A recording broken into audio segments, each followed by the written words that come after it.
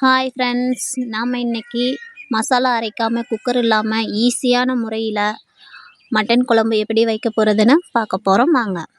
இப்போ நம்ம கடாயில் எண்ணெயை ஊற்றிக்கலாம்.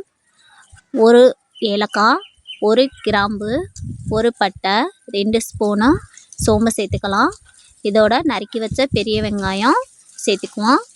இப்போ நல்லா பெரிய வெங்காயத்தை வதக்கிட்டு அதோட சின்ன வெங்காயமும் சேர்த்துக்குவோம்.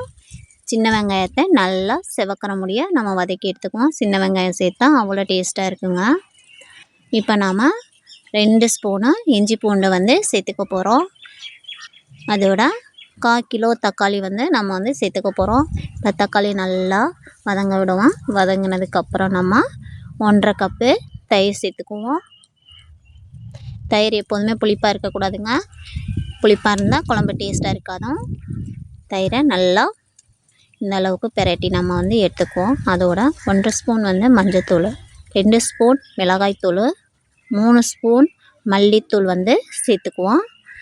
இப்போ நம்ம நல்லா கிளறி விட்டுக்குவோம். 2 கிலோ மட்டனை சேர்க்க போகிறோம். இந்த அளவுக்கு வந்ததுக்கப்புறம் நாம் இப்போ கறியை சேர்த்துக்குவோம். கறியை நல்லா மசாலாவோட கிளறி விட்டுக்கோங்க. இதில் தண்ணியெல்லாம் ஊற்ற வேணாம். தண்ணி ஊற்றினா டேஸ்ட் இருக்காதான். ஏன்னா கறியிலே தண்ணி இருக்கும். இப்போ நாம் இந்த கறி வெந்து நல்லா தண்ணியாக வர்ற அளவுக்கு வேக வச்சுட்டு அதோட லேசாக உப்புக்கள் சேர்த்துக்குவோம்.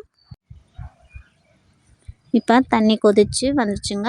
இதோட நாம் 6 ஸ்பூனு மட்டன் மசாலா சேர்த்துக்குவோம். இப்போ நாம் நல்லா கிளறி விடணுங்க. இப்போ நமக்கு தேவையான அளவு தண்ணி சேர்த்துக்கலாம். நான் கொஞ்சம் மீடியமாகவே குழம்பு வைக்க போகிறேன். அதனால் 2 செம்பு தண்ணி சேர்த்துக்கிறேன். இப்போ நம்ம கறியை நல்லா வேக வைக்கலாம். அடுப்பு கொஞ்சம் சிம்மில் நம்ம போட்டுக்கலாம், இல்லாட்டினா அடி பிடிச்சிரும். இப்போ பாருங்கள், இந்த அளவுக்கு அளவு வந்துச்சுங்க. இப்போ பாருங்கள் எவ்வளோ சூப்பராக இருக்குதுன்னு. இதோட மல்லித்தலையை நம்ம சேர்த்துக்குவோம். நமக்கு இப்போ சுவையான டேஸ்ட்டான மட்டன் குழம்பு ரெடிங்க.